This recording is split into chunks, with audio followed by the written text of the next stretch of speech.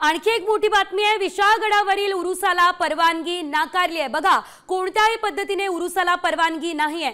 कोणताच सण वरती साजरा करता येणार नाही। पोलीस अधीक्षक योगेश कुमार यांनी ही माहिती दिली आहे। तर मोठा पोलीस बंदोबस्त विशाळगड या ठिकाणी लावण्यात आलाय। कोल्हापूर ही शाहू नगरी आहे आणि त्यामुळे जिल्ह्याला गालबोट लागणार नाही या दृष्टीने सर्वच समाजाने काळजी घेणं अतिशय गरजेचं आहे। गडावरती पोलीस बंदोबस्त तैनात आहे। विशाळगडावर मात्र आता उरूस होणार नाही।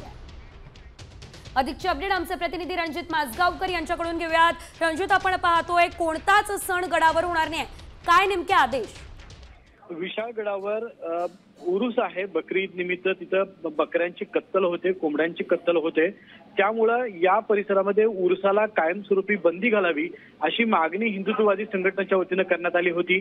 तसंच विशाळगडावरील जे अतिक्रमण आहे ते हटवण्यासाठी सध्या कोर्टमध्ये केस चालू आहे। या सर्वांच्या पार्श्वभूमीवर जिल्ह्यामध्ये पुन्हा तणाव निर्माण होऊ नये यासाठी कोल्हापूर पोलीस दल सज्ज झालेला आहे आणि त्यांनी कुठल्याही पद्धतीने विशाळगडावर कुठलाही सण साजरा करू नये असे आदेश काढलेले आहेत। एकूणच 2 दिवसांपूर्वी मुंबई उच्च न्यायालयाने तिथे उरूस करण्यासाठी परवानगी दिलेली आहे। मात्र या संदर्भात अंतिम निकाल आज दुपारपर्यंत येण्याची शक्यता आहे।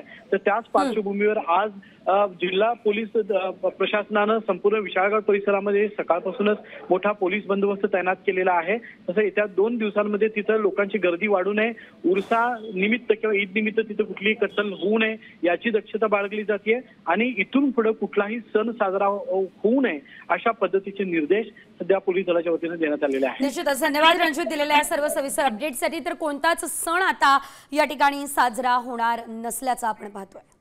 विशाळगडावरती उरूस होणार नाहीये, उरूस तर होणार नाहीच आहे, मात्र कुठलाच सण वरती साजरा करायचा नाही अशा प्रकारचे आदेश देण्यात आलेले आहे। विशाळगडावरच्या उरुसाला आता परवानगी थेट नाकारली आहे।